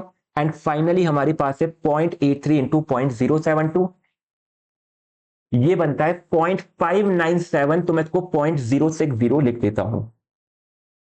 तो 0.597 ये होता है 0.060। तो यहां पर trainer ratio and risk ratio का आपने प्रोडक्ट कर लिया एंड पास में करेंगे इनका रनिंग टोटल। क्यों कर रहे हो sir running total? Running total हमें यहां पर चाहिए, trainer ratio into risk ratio का रनिंग टोटल चाहिए हमें कट ऑफ कैलकुलेट करने के लिए। तो यहां पर हम इसका करेंगे रनिंग टोटल। अब रनिंग टोटल क्या होता है? जो फर्स्ट रो है इसका वैल्यू तो एज इट इज आ जाएगा 0.298। अब नेक्स्ट रो के टाइम पर, नेक्स्ट रो पर हमें इन दोनों का सम करके लिखना पड़ेगा। तो 0.298 प्लस 0.35 ये होता है 0.648। नेक्स्ट रो में 0.5 भी आ रहा है तो 0.5 को भी ऐड करो, ये होता है 1.148। तो सिमिलरली सभी का रनिंग टोटल कैलकुलेट करना है। नेक्स्ट है 0.2 तो 1.348, नेक्स्ट है 0.25 तो 1.598 एंड फाइनली है 0.06 यानी 1.658। अब आपका फाइनल रनिंग टोटल कितना आ रहा है? हमारा आ रहा है 1.658। क्विकली चैट सेक्शन में आपको करना है मेंशन। तो मैं चेक कर लेता हूं आपका चैट कितना बन रहा है। यहां पर आपको बताना है Treynor ratio and risk ratio के प्रोडक्ट का रनिंग टोटल। तो आपका रनिंग टोटल कितना आ रहा है? आपका आ रहा है यहां पर 1.66। ओके 1.658 को आपने 2 डेसिमल में किया तो 1.66। तो ये हमारा कैलकुलेशन वाला पार्ट डन है। तो अब कट ऑफ कैलकुलेट करने के लिए जो भी डेटा चाहिए सारा डेटा हमने कैलकुलेट कर लिया है। अब करते हैं कट ऑफ की कैलकुलेशन। तो कट ऑफ की कैलकुलेशन को करने के लिए मैं यहां पर डेटा को थोड़ा सा कॉपी कर लेता हूं।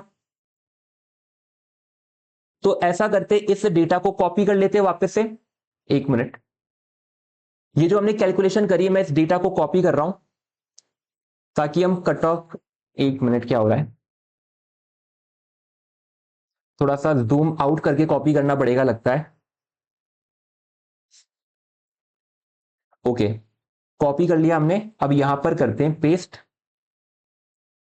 अब इस डेटा में से जो डेटा मेरे काम का है उसको हम लोग हाईलाइट कर लेते हैं। किधर हो गया? अब इस डेटा में से जो डेटा काम का उसको मैं कॉपी सिलेक्ट कर लेता हूं। तो इस डेटा में से कौन कौन सा डेटा काम का है? ट्रेनर रेशियो हमारे काम का है। देन हमारे पास यहां पर रनिंग टोटल काम की, तो यही 3 और ये सिक्योरिटी की रो, केवल यही 4 रो काम की, बाकी रो काम की नहीं है। तो मैं बाकी रो को एक बार रिमूव कर रहा हूं यहां से।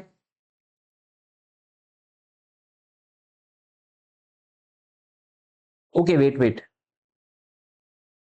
हमारे रिस्क रेशियो काम का नहीं है, हमारे काम का यहां पर running total of risk ratio है। तो ये वाला पार्ट भी काम का नहीं है, इसको भी कर देते रिमूव। ये भी काम का नहीं है। तो जो जो हमारे काम का पार्ट था इसको हमने यहां पर रखा हुआ है, इसको यहां पर साइड में ले लेते हैं। आपको सर नोटबुक में क्या करना है? सर नोटबुक में तो कॉपी पेस्ट का ऑप्शन नहीं है, तो नोटबुक के अंदर वापस से डेटा आपको कॉपी करना पड़ेगा। तो अगर आप नोटबुक में लिख रहे हो तो अगर नोटबुक के अंदर आपके पास इस टेबल के अंदर एक्स्ट्रा जगह है तो आप उस एक्स्ट्रा जगह पर काम कर लो, लेकिन अगर एक्स्ट्रा जगह नहीं है तो आपको ये 4 डेटा कॉपी करना पड़ेगा और अब कैलकुलेट करना पड़ेगा कट ऑफ। कट ऑफ का फॉर्मूला क्या है? मार्केट का वेरिएंस मल्टीप्लाई बाय हमारा रनिंग टोटल। कट ऑफ का फॉर्मूला क्या है? मार्केट का variance multiply bye running total of Treynor ratio and risk ratio. तो नोट करते हैं, मार्केट का वेरिएंस तो 10% है तो 10% से मल्टीप्लाई करेंगे, 10% से मल्टीप्लाई करेंगे trainer ratio and risk ratio का रनिंग टोटल जो कि आता है 0.298, डिवाइड करेंगे मार्केट के variance multiply bye running total of risk ratio 0.056 और इसमें ऐड करना है +1। तो कैलकुलेट करेंगे कट ऑफ। कितना आता है कट ऑफ?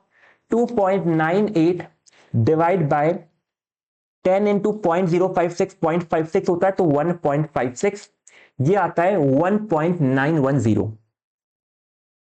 तो यहां पर हमारी फर्स्ट रो का कट ऑफ आता है 1.910। इसी तरीके से हर रो का कट ऑफ कैलकुलेट करना है। अब नेक्स्ट रो है हमारे पास सेकंड रो, यहां पर भी सेम चीज करेंगे लेकिन मुझे स्पेस थोड़ा कम दिख रहा है तो मैं इसको थोड़ा सा ऊपर लेना चाहूंगा। ओके नेक्स्ट रो के अंदर भी हमारे पास मार्केट का वेरिएंस 10 है, कितना चल रहा है हमारा sum of Treynor and risk ratio 0.648, multi divide करेंगे 10 मल्टीप्लाई बाय हमारा running total of risk ratio 0.131 और इसमें करना है +1। तो कितना आता है ये? तो 6.48 प्लस हो जाता है 1.31 प्लस 1 यानी 2.31, ये होता है, एक मिनट, 6.48 डिवाइड बाय 2.31, ये आता है 2.805। तो 2.805 यहां पर आता है हमारा वैल्यू। आपका कितना वैल्यू आ रहा है इस पार्ट का, आप क्विकली चैट सेक्शन के अंदर मेंशन कर सकते हो। 2.805 हमारा वैल्यू आ रहा है। हमने यहां पर क्या करा है, 6.48 को डिवाइड करा है 2.31 से, 2.805। स्टूडेंट यहां पर लिख रहे 2.814। तो यहां पर अगर दो डेसिमल में राउंड ऑफ करोगे तो 2.81 आ जाएगा, तो हम इसको दो डेसिमल में लिख सकते हैं 2.81। तो कट ऑफ हम लोग दो ही डेसिमल में कैलकुलेट कर लेते हैं, 1.91। तो दो डेसिमल तक हम लोग कैलकुलेशन रख रहे हैं। नेक्स्ट है हमारे पास रो नंबर 3, इसका आएगा 10 multiply bye 1.148 divide by 10 multiply bye 0.331 plus 1, तो ये होता है 11.48 डिवाइड बाय 4.31, ये आता है 2.663 यानी 2.66। नेक्स्ट है 10 multiply bye 1.348 divide by 10 multiply bye 0.431 plus 1, तो 13.48 डिवाइड बाय 4.31 प्लस 1 5.31, ये आता है 2.538 यानी 2.54। Next again 10 multiply bye 1.598 divide by 10 multiply 0.639 plus 1, कितना होता है ये 15.98 divide by 7.39 2.16। And finally 10 multiply 1.658 divide by 10 multiply bye 0.711 plus 1, कितना आता है ये 16.58 डिवाइड बाय 8.11 2.04। तो हमने यहां पर सारे कट ऑफ कैलकुलेट कर लिए एंड जो सबसे हाईएस्ट होता है वो बनता है हमारा कट ऑफ। तो यहां पर सबसे हाईएस्ट वैल्यू मुझे दिख रहा है 2.81 का, तो यहां पर सिक्योरिटी एफ का जो 2.81 है ये बनने वाला है कट ऑफ। तो हाईएस्ट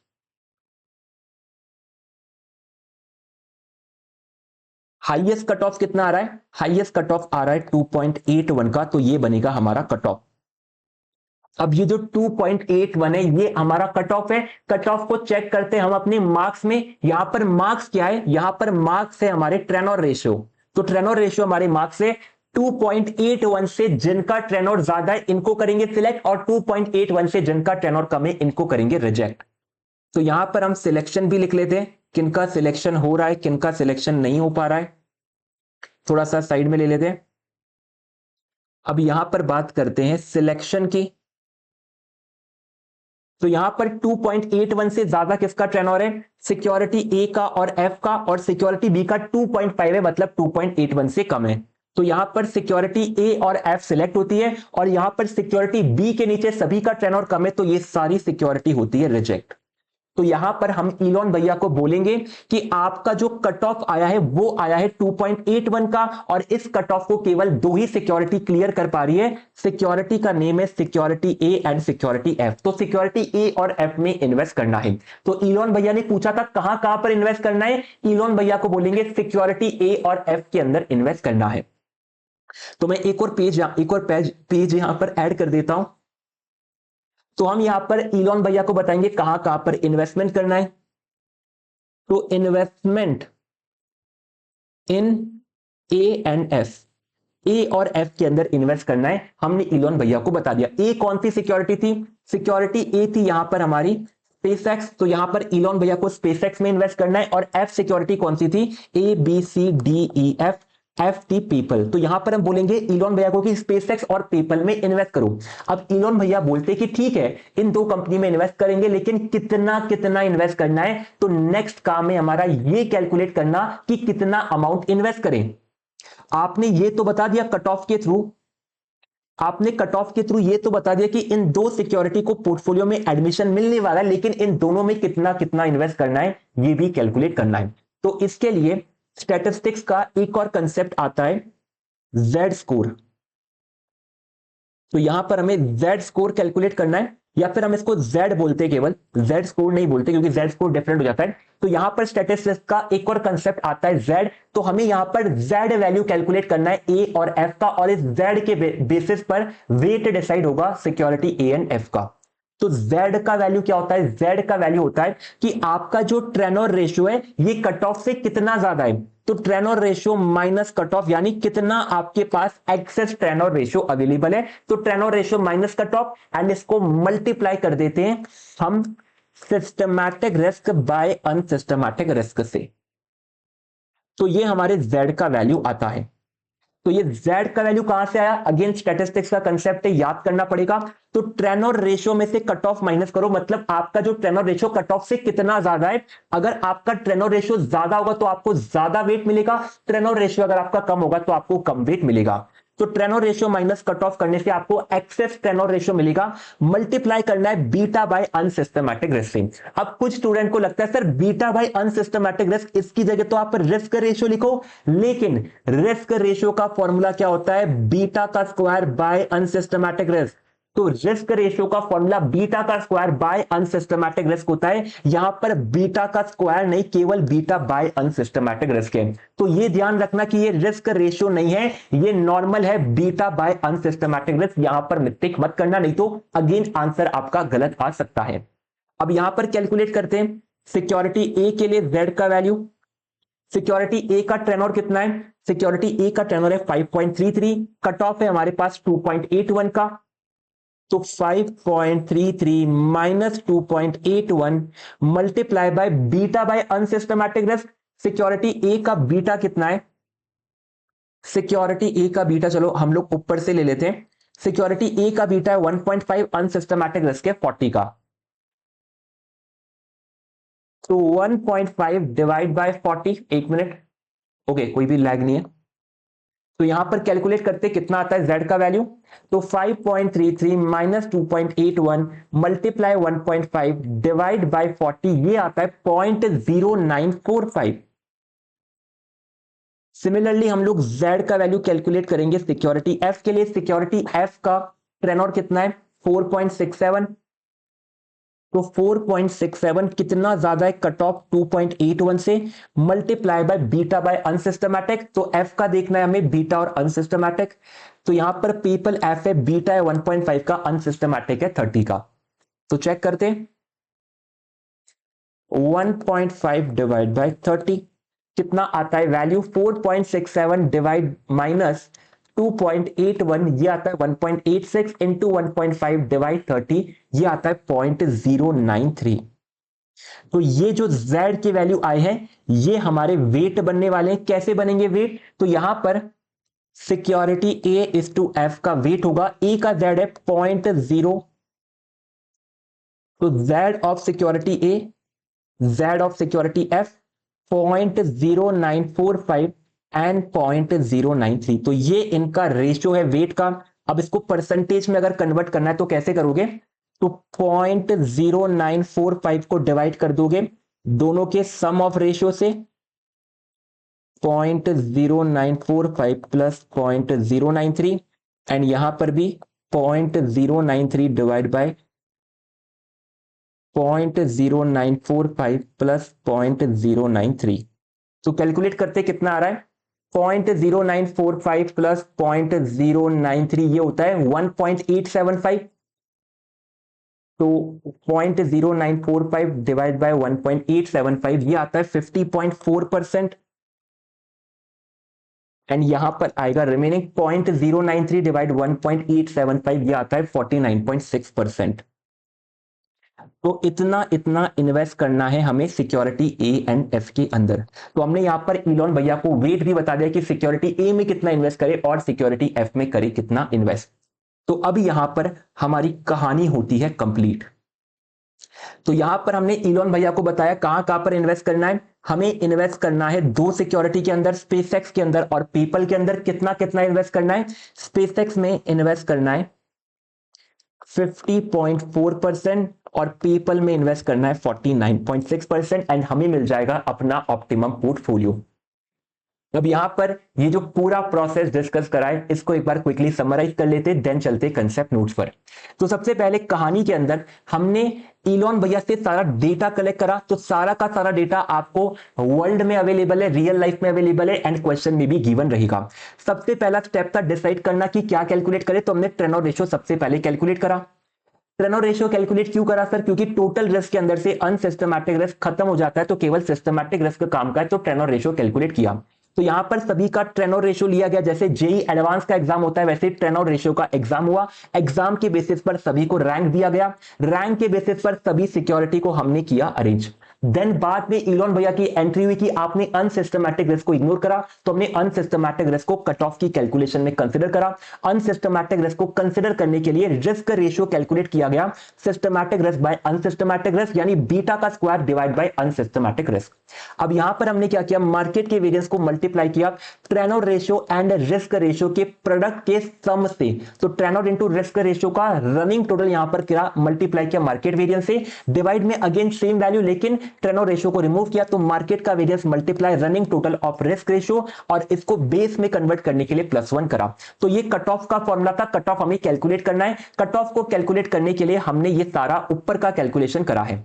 अब कट ऑफ को कैलकुलेट करने के लिए सारा कैलकुलेशन किया, पहले रिस्क रेशियो पता करना है। तो रिस्क रेशियो होता है बीटा का स्क्वायर बाय अनसिस्टमैटिक रिस्क, तो हमने कॉपी किया बीटा और अनसिस्टमैटिक रिस्क का डेटा, कैलकुलेट करा यहां पर रिस्क रेशियो को एंड यहां पर किया रनिंग टोटल। रनिंग टोटल क्या होता है? ये होता है क्यूमुलेटिव टोटल, जहां पर हम लोग हर स्टेप के ऊपर टोटल कैलकुलेट करते जाते हैं। देन हमने trainer ratio and risk ratio को मल्टीप्लाई किया, इनका कैलकुलेट करा रनिंग टोटल, एंड ये जो डेटा में चाहिए था इसको हमने नेक्स्ट स्टेप में कंटिन्यू किया। Trainer ratio, running total of risk ratio, running total of Treynor ratio multiply risk ratio, and cut off की कैलकुलेशन करी फॉर्मूला में वैल्यू पुट करके। ये सारे कट ऑफ पॉइंट आए, जो हाईएस्ट आया उसको हमने किया सिलेक्ट। तो 2.81 हाईएस्ट कट ऑफ था, इसको हमने सिलेक्ट करा। अब जो भी सिक्योरिटी 2.81 से ज्यादा का टेनर ऑफर कर रही है उनको सिलेक्ट करेंगे। तो यहां पर ये कट ऑफ पॉइंट आता है, सिक्योरिटी ए और एफ सिलेक्ट है, इसके नीचे 2.81 से कम का टेनर रेशियो अवेलेबल है। अब ये जो 2.81 टेनर आया, तो इसके बेसिस पर सिक्योरिटी ए और एफ को सिलेक्ट करा। अब कितना कितना इन्वेस्ट करना है, इसके लिए जेड कैलकुलेट करा कि आपका एक्सेस टेनर कितना है over and above the cut off. तो हाइयर द टेनर होगा, हाइयर द वेट होगा, तो Treynor ratio minus cut off multiply करते बीटा बाय अनसिस्टमैटिक रिस्क से। तो यहां पर आते हमारे पास रेशियो, और इस रेशियो को कन्वर्ट करते हैं हम लोग यहां पर अपने परसेंटेज के अंदर। अब चलते कंसेप्ट नोट्स पर, क्विकली समराइज करते हैं शार्प भैया के ऑप्टिमम पोर्टफोलियो को। ये ऑप्टिमम पोर्टफोलियो क्या है सर? ये आपका वो पोर्टफोलियो है जहां पर हम वेट ऑफ सिक्योरिटी कैलकुलेट करते हैं, जिससे हमारे रिटर्न हो जाए मैक्सिमम और रिस्क हो जाए मिनिमाइज। तो बेस्ट पोर्टफोलियो है। यहां पर कट ऑफ कैलकुलेट करना होता है। कैसे कैलकुलेट करते हैं? कट ऑफ के लिए मार्केट वेरिएंस को मल्टीप्लाई करते हैं running total of Treynor ratio into risk ratio. तो यहां पर फोकस करो, कट ऑफ होता है मार्केट का variance multiply running total of Treynor ratio into risk ratio, divide के अंदर सेम वैल्यू लेकिन ट्रेनर को इग्नोर करो, यानी मार्केट का variance multiply sum of risk ratio, and इसको बेस में कन्वर्ट करने के लिए ऐड कर दो +1 को, मिल जाएगा कट ऑफ। अब यहां पर हमने रिस्क रेशियो यूज करा। रिस्क रेशियो का मतलब क्या है? Systematic by unsystematic. सिस्टमैटिक का इंडिकेटर होता है बीटा, और अनसिस्टमैटिक रिस्क लेना है। अनसिस्टमैटिक रिस्क स्क्वायर में होता है, तो बीटा का भी कर दो स्क्वायर। तो रिस्क रेशियो आता है बीटा का स्क्वायर बाय अनसिस्टमैटिक रिस्क। अब यहां पर क्वेश्चन को कैसे सॉल्व करना है, जूम आउट करते हैं। क्वेश्चन के अंदर सबसे पहला स्टेप होता है ट्रेनर रेशियो कैलकुलेट करने का, यानी excess return per unit of beta. तो यहां पर रिटर्न बीटा एक्सेस रिटर्न निकालो, ट्रेनर रेशियो मिलेगा। ट्रेनर रेशियो के बेसिस पर रैंकिंग करनी है, और रैंकिंग के बेसिस पर अरेंज करना है। तो सेकंड स्टेप के अंदर हाईएस्ट टू लोवेस्ट के केस में ट्रेनर रेशियो को अरेंज करो। तो यहां पर जिस सिक्योरिटी का हाईएस्ट ट्रेनर है वो रैंक 1 पर, then rank 2, then rank 3, lowest पर आएगा आपका लोवेस्ट ट्रेनर रेशियो वाला सिक्योरिटी। यहां पर सिक्योरिटी लिखना है, ट्रेनर रेशियो लिखना है, बीटा और अनसिस्टमैटिक रिस्क क्वेश्चन में गिवन होगा। तो हम सबसे पहले क्या करते हैं, बीटा का स्क्वायर बाय अनसिस्टमैटिक रिस्क करके कैलकुलेट करते हैं रिस्क रेशियो को। तो ये आएगा रिस्क रेशियो, पास में करेंगे running total of risk ratio. Similarly trainer ratio को रिस्क रेशियो से मल्टीप्लाई करके यहां पर प्रोडक्ट आएगा, प्रोडक्ट का करेंगे रनिंग टोटल, एंड यहां पर कैलकुलेट करेंगे सी का वैल्यू। सी का वैल्यू क्या है? सी हमारा कट ऑफ है। कट ऑफ होता है मार्केट का variance multiply running total of Treynor and risk ratio. तो कॉलम एफ के अंदर कौन है? कॉलम एफ के अंदर हमारा trainer ratio and risk ratio का रनिंग टोटल है, एंड यहां पर मार्केट का वेरिएंस मल्टीप्लाई कॉलम एच के अंदर रिस्क रेशियो का रनिंग टोटल है, +1 करेंगे, मिलेगा यहां पर कट ऑफ। तो यहां पर हमें सी का वैल्यू कैलकुलेट करना होता है कट ऑफ। जो हाईएस्ट पी का वैल्यू आएगा ये बनेगा हमारा कट ऑफ पॉइंट, जो भी इससे ज्यादा इनको करेंगे सिलेक्ट। अब कितना कितना परसेंट हर सिक्योरिटी में इन्वेस्ट करना है, इसके लिए जेड वैल्यू कैलकुलेट करना होता है। जेड वैल्यू होता है आपका excess Treynor multiply beta by unsystematic risk. तो एक्सेस टेनोर के लिए Treynor ratio minus cut off multiply beta by unsystematic risk करेंगे, मिलेगा जेड का वैल्यू। अब इस जेड के वैल्यू से वेट कैलकुलेट करना है, तो Z value of security divide by sum of all Z value of security, तो ये आएगा यहां पर वेट। अब हमारे पास क्वेश्चन है टी वाई के 35 का, एंड आपको जानकर खुशी होगी कि जो टी वाई के 35 है ये हम ऑलरेडी सॉल्व कर चुके हैं। सर कहां पर सॉल्व किया? आज की क्लास का जो एग्जांपल था वही टी वाई के 35 था। चलते एक बार टी वाई के 35 पर और करते इसको डिस्कस। तो ये रहा हमारा टी वाई के 35, स्टडी मैट में पेज 6.82 पर मिल जाएगा। आईसीआई का रिसेंटली फेवरेट क्वेश्चन बना हुआ है, हर एग्जाम में आईसीआई पूछ रहा है। जैन 26 के बाद कॉन्सिक्यूटिव मे 26 एग्जाम में भी पूछ लिया। रिक्वायरमेंट समझते एंड समझेंगे क्वेश्चन की डिटेल को। रिक्वायरमेंट है what should be the optimum portfolio assuming no short sales. हमें मानना है कि कोई भी शॉर्ट सेलिंग नहीं कर सकता, मतलब किसी भी सिक्योरिटी का वेट नेगेटिव नहीं हो सकता। आप केवल और केवल सिक्योरिटी को बाय कर सकते हो, शॉर्ट सेल नहीं कर सकते हो। तो हमें यहां पर बताना है कि ऑप्टिमम पोर्टफोलियो कैसे बनेगा अज्यूमिंग नो शॉर्ट सेल, यानी कितना कितना हर सिक्योरिटी में इन्वेस्ट करें ताकि पोर्टफोलियो बने optimum, lower the risk and higher the return वाला केस बन सके। तो क्वेश्चन डायरेक्टली नहीं बोल रहा है कि शार्प ऑप्टिमम पोर्टफोलियो यूज करना है, लेकिन क्वेश्चन के अंदर आपको बहुत सारी सिक्योरिटी दिख रही है और बहुत सारी सिक्योरिटी के अंदर रिस्क को मिनिमाइज करना हो, रिटर्न को मैक्सिमाइज करना हो, तो केवल शार्प ऑप्टिमम पोर्टफोलियो ही आपकी हेल्प कर सकता है। अब यहां पर रमेश जी है, स्टॉक मार्केट में इन्वेस्ट करना चाहते हैं, डेटा लेकर आ गए इंडिविजुअल सिक्योरिटी का। तो सेम चीज इलॉन मस्क के साथ थी, इलॉन मस्क को इन्वेस्ट करना था, सारा डेटा हमारे पास लेकर आए थे। यहां पर टोटल 6 सिक्योरिटीज है, इलॉन मस्क की भी 6 सिक्योरिटीज थी। इनका रिटर्न लेकर आए हैं, बीटा लेकर आए हैं, और यहां पर रैंडम एरर का वेरिएंस लेकर आए हैं। तो ये सिग्मा का स्क्वायर होता है वेरिएंस, और ये ई होता है रैंडम एरर। तो रैंडम एरर का वेरिएंस मतलब अनसिस्टमैटिक रिस्क अवेलेबल है। तो ये डेटा हमारे पास अवेलेबल है। मार्केट के लिए लेकर आए कि मार्केट का वेरिएंस चलता है 10% का और रिस्क फ्री रेट चलता है 7% का। सेम डेटा जो हमने एग्जांपल में लिया था। क्या डेटा लिया था एग्जांपल में, मैं क्विकली आपके सामने पेस्ट कर देता हूं। हमारे पास तो स्क्रीनशॉट अवेलेबल है। तो ये रहा हमारा एग्जांपल। तो ये जो इलॉन मस्क का डेटा था, यही डेटा, एक मिनट, तो यही डेटा हमारे पास अवेलेबल है। मार्केट का variance 10%, risk free rate 7%, expected return beta और unsystematic risk, expected return beta और अनसिस्टमैटिक रिस्क, एग्जैक्ट डेटा हमने यूज करा है। तो अगर आपने क्वेश्चन को एग्जाम्पल को सॉल्व करा है नोटबुक के अंदर, तो अपने एग्जाम्पल के अंदर आपको नोट करना है। क्या नोट करना है सर? यहां पर आपको नोट करना है टी वाई के 35 का सोल्यूशन। तो ये टी वाई के 35 का हमने सोल्यूशन कर लिया है, जहां पर टेनोर कैलकुलेट करा, रैंक करा, कट ऑफ कैलकुलेट करा एंड फाइनली वेट कैलकुलेट करे। तो ये टी वाई के 35 का सोल्यूशन होता है कंप्लीट। चलते हम लोग आईसीआई के सोल्यूशन पर, आईसीआई के सोल्यूशन को भी रेफर कर लेते हैं। तो ये आईसीआई का सोल्यूशन है। आईसीआई ने पहले कैलकुलेट करा है टेनोर रेशियो, जो हमने भी किया था कैलकुलेट। टेनोर कैलकुलेट करने के बाद आईसीआई ने यहां पर कट ऑफ कैलकुलेट करा है। एक सिंगल टेबल में, हमने इसको 2 टेबल में डिवाइड किया था।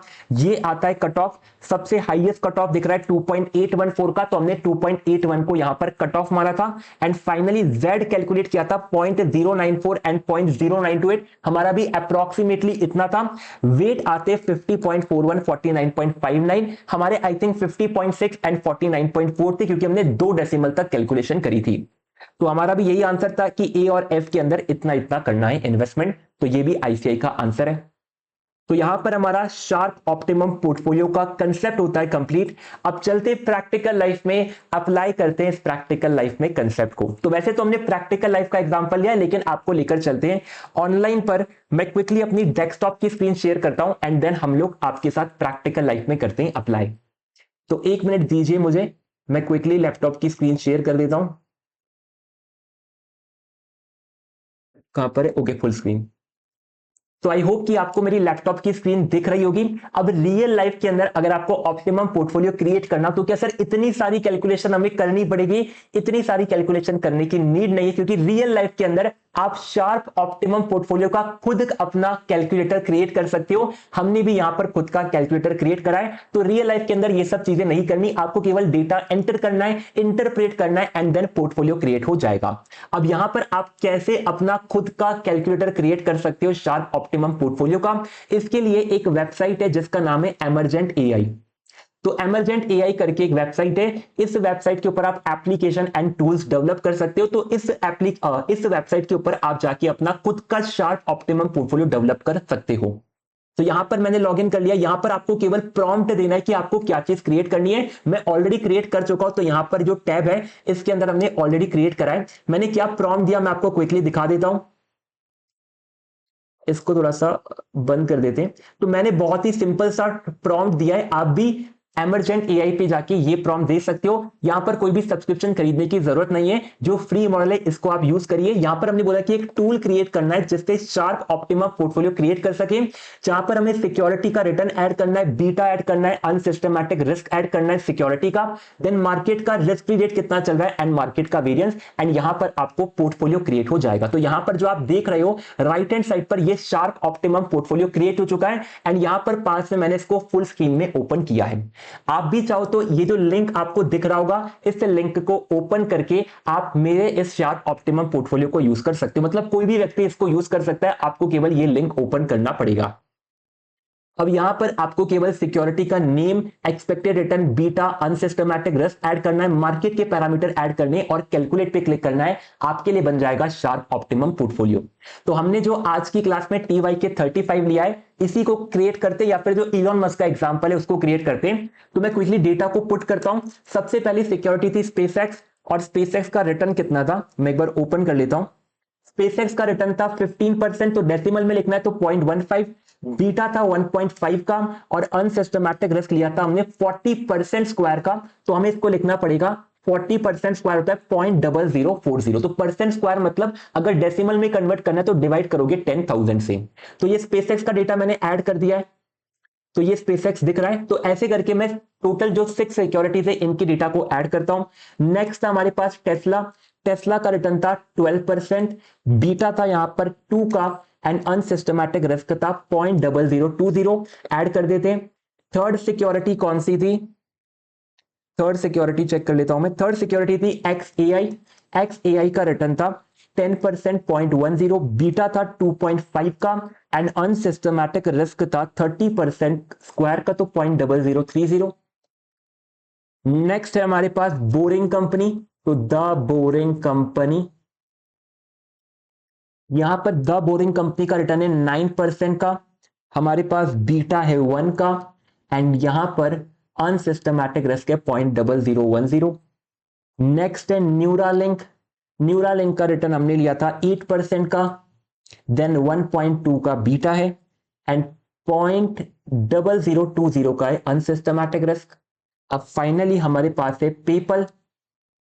पेपाल, पेपाल का है यहां पर 14% का रिटर्न, बीटा है 1.5 का, अनसिस्टमैटिक रिस्क है 0.0030। तो यहां पर जो डेटा हमें इलॉन मस्क ने दिया, सारा का सारा डेटा हमने यहां पर फीड कर दिया है। अब केवल आपको मार्केट का डेटा देना है। मार्केट का रिटर्न था 7% का रिस्क फ्री रेट, और मार्केट का वेरिएंस था 10% का, तो इसको 0.0010 लिखना पड़ेगा, यानी 10,000 से डिवाइड करके। अब केवल इस कैलकुलेट पर क्लिक करना है। ओके, कैलकुलेशन फेल हो गया। क्यों फेल हो गया कैलकुलेशन? कैलकुलेट ओके यहां पर नहीं चल रहा है। रिज्यूम प्रीव्यू, एक बार यहां पर ट्राई कर लेते। मैंने कल इसको कैलकुलेट किया तो कल तो कैलकुलेट हो गया था।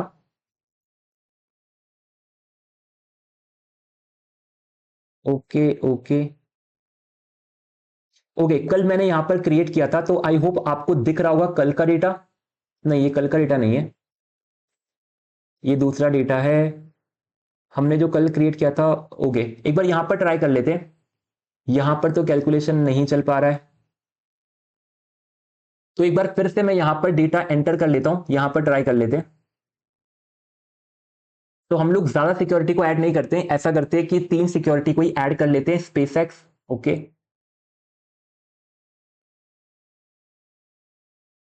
Preview preview preview preview,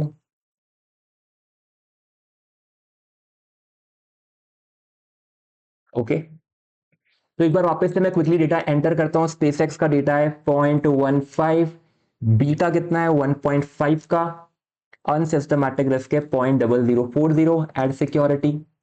next हम लोग ऐड कर लेते हैं टेस्ला को। टेस्ला है 0.12% पर, बीटा है टेस्ला का 2 का, अनसिस्टमैटिक रिस्क है 0.0020 का, तो ये भी कर लेते हैं ऐड। चलो सभी को एक बार ऐड कर ही लेते हैं, थोड़ा सा एक्स्ट्रा टाइम लगेगा लेकिन हमारा जो आंसर है एटलीस्ट वो भी वेरीफाई हो जाएगा इस टूल से। तो 0.10, बीटा है 2.5 का, अनसिस्टमैटिक रिस्क है 0.0030 का, एड सिक्योरिटी। नेक्स्ट था बोरिंग कंपनी। तो द बोरिंग कंपनी, रिटर्न है इनका 9% का, बीटा है 1 का, 0.0010 का, अनसिस्टमैटिक रिस्क, तो ऐड। नेक्स्ट है हमारे पास न्यूरा लिंक। न्यूरा लिंक का रिटर्न है 0.08, बीटा है यहां पर 1.2 का, अनसिस्टमैटिक रिस्क है 0.0020 का, एड सिक्योरिटी। एंड फाइनली हमारे पास है 14% का पेपल। ओके, पेपल 0.14%, बीटा है पीपल का 1.5 का, एंड अनसिस्टमैटिक रिस्क है 0.0030। आई होप मैंने सब डेटा करेक्ट ही लिखा होगा। अब यहां पर हम लोग रिस्क फ्री रेट ऐड करते 7%, मार्केट का वेरिएंस है 0.0010 का। ट्राई करते कैलकुलेट करने का। ओके, अब यहां पर तो कैलकुलेट हो चुका है, तो यहां पर हमारा फाइनल आंसर डिफरेंट आ रहा है। हमने यहां पर कुछ डेटा गलत डाला है क्या? मैं एक बार चेक कर लेता हूं। 15 1.5, ओके, स्पेसएक्स का यहां पर डेटा गलत डाला है, तो इसको हमें करेक्ट करना पड़ेगा। तो स्पेसएक्स का डेटा वापस से ऐड कर लेते हैं। स्पेसएक्स रिटर्न है स्पेसएक्स का 0.15, बीटा है 1.5 का, एंड 0.0040, एड सिक्योरिटी।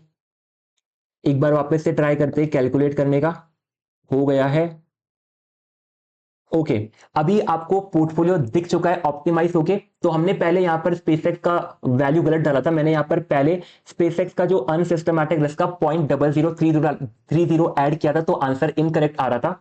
तो अब यहां पर हम चेक करते हैं हमारा क्या आ रहा है सिक्योरिटी का वेट। तो ये बोल रहा है कि Tesla, XAI, boring company, Neuralink, इनके अंदर 0% इन्वेस्ट करना है। पेपल और स्पेसएक्स में इन्वेस्ट करना है 49.54 एंड स्पेसएक्स में 50.46। यही आंसर हमने भी कैलकुलेट किया था। तो यहां पर हमारा आंसर बिल्कुल करेक्ट है। और रियल लाइफ के अंदर भी आपको केवल डेटा एंटर करना है, आपको इस तरीके से पोर्टफोलियो क्रिएट होकर मिल जाएगा। अब यहां पर आप अलोकेशन देख सकते हो कितना कितना इन्वेस्ट करना है स्पेसएक्स में, पेपल के अंदर, एंड और भी डेटा आपके लिए यहां पर बताया कि पोर्टफोलियो का रिटर्न कितना बनेगा। तो 14.5% पोर्टफोलियो का रिटर्न बनता है। पोर्टफोलियो का रिस्क बनेगा 6.33% का, रिस्क फ्री रेट 7% का है, तो शार्प रेशियो बनता है 1.1859 का। तो ये सारा डेटा कैलकुलेट हो चुका है। तो हमने आज पूरी क्लास में जो कंसेप्ट सीखा उसको आप केवल इस एआई की वजह से एक टूल के अंदर कन्वर्ट कर सकते हो एंड देन सारी कैलकुलेशन कर सकते हो। यहां पर ये हमने कैलकुलेशन करी थी लेकिन ये कैलकुलेशन फेल हो गई है, तो मैं ये बाद में इसको फिक्स कर दूंगा, लेकिन आप भी एमरजेंट एआई पे जाके इस टूल को यूज कर सकते हो। तो अगर आप गूगल पे भी सर्च करोगे तो बहुत सारी वेबसाइट पर आपको ये टूल मिल जाएगा, लेकिन अगर आपको अपना खुद का टूल क्रिएट करना है तो इस तरीके से आप एमरजेंट एआई के ऊपर जाके अपना टूल क्रिएट करके सारी कैलकुलेशन वेरीफाई कर सकते हो। तो आज की क्लास में आपने कुछ एआई भी सीख लिया है। अब क्विकली एक बार आज की क्लास को कर लेते रिवाइज, देन करेंगे सेशन को एंड। तो आज की क्लास में हमने क्या सीखा है सर? आज की क्लास में शार्प भैया का ऑप्टिमम पोर्टफोलियो क्रिएट करना सीखा है। शार्प भैया का ऑप्टिमम पोर्टफोलियो हमें यह बताता है कि कौन कौन सी सिक्योरिटीज में इन्वेस्टमेंट करना है, कितना कितना इन्वेस्टमेंट करना है, ताकि रिटर्न हो जाए मैक्सिमाइज एंड रिस्क हो जाए मिनिमाइज। कैलकुलेट करने के लिए पहला स्टेप होता है सभी सिक्योरिटी का एग्जाम करवाना। एग्जाम के अंदर ट्रेनोर रेशियो कैलकुलेट करते हैं और ट्रेनोर रेशियो के बेसिस पर करते हैं रैंकिंग। देन रैंकिंग के एक ऑर्डर के अंदर सिक्योरिटी को अरेंज किया जाता है। रैंकिंग के ऑर्डर में अरेंज करने के बाद नेक्स्ट स्टेप होता है कट ऑफ कैलकुलेट करना।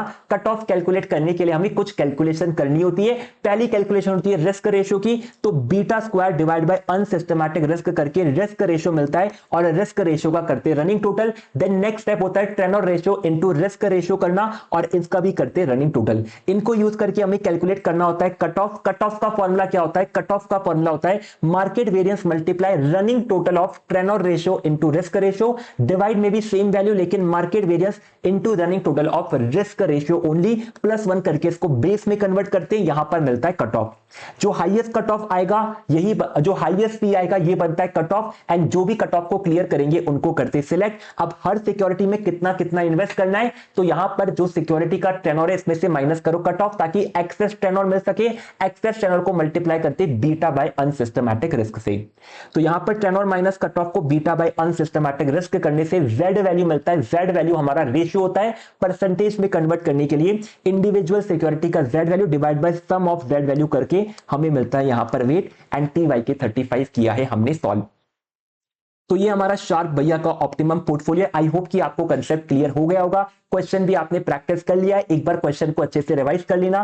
कंसेप्ट और क्वेश्चन आपका डन है। आपका कोई भी डाउट बनता है चैट सेक्शन में, कमेंट सेक्शन में पूछ सकते हो, व्हाट्सएप ग्रुप में पूछ सकते हो।